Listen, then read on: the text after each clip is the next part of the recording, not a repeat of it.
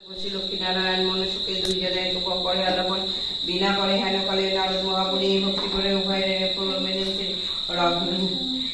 ভক্তি উভয়ের করে জলে সমুদ্রের শিবর এক কথা কহি মাগো তোমার গোচা নরলোক পানে মাগো চাহো একবার মর্তবাসী অন্নভাবে করে হাহাকার বলো মাগো কৃপা করি কি পাপের ফলে দুঃখবাসী মর্তবাসী দুঃখ পায় দুঃখে সদা জলে শুনে লক্ষ্মী নারদরে বলে তখন ভারবাসী দুঃখ পায় পাপেরও কারণ লক্ষ্মীর উপর নারী শিশু পাটায় মারতে আমারে ভুলেছে তারা পড়িয়া মোহেতে লজ্জাতি গুঞ্জত রমণী রাতে ক্ষণিকের সুখের লাগে বর্জন করেছে স্বামী যেন মানে তারা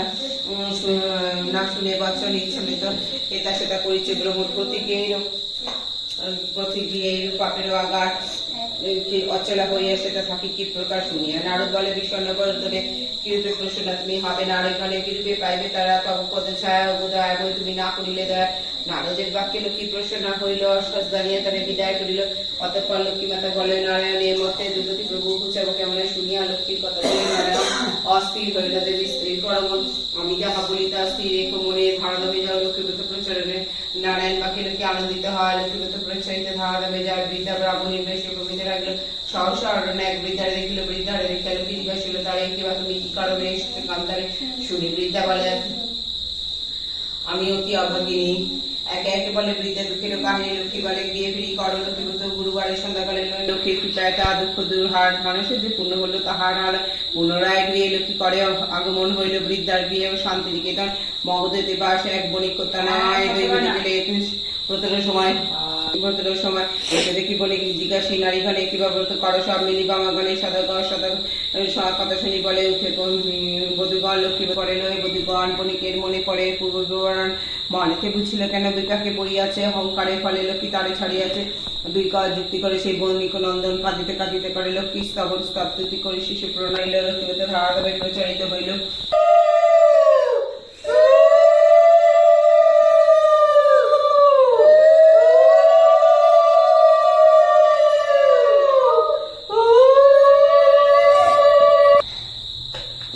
পদ্ধতিতে দাও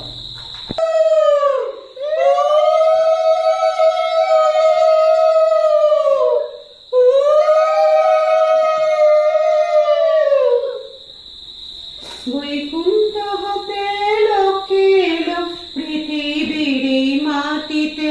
জয় রাম বাটিতে গো জয় রাম বাটিতে বৈকুণ্ঠ হতে লোকে এলো পৃথিবীর মাটিতে জয় রাম বাটিতে গো জয় রাম বাটিতে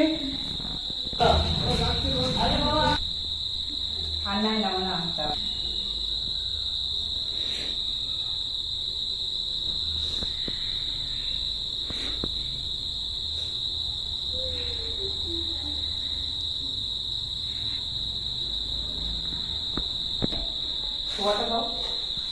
তবে এসো বাবু মোর পূজারিতে জ্যৈষ্ঠীতে অরণ্য ষষ্ঠী তব পূজা হয় কৃপা করি এসো মাগো আমার আলা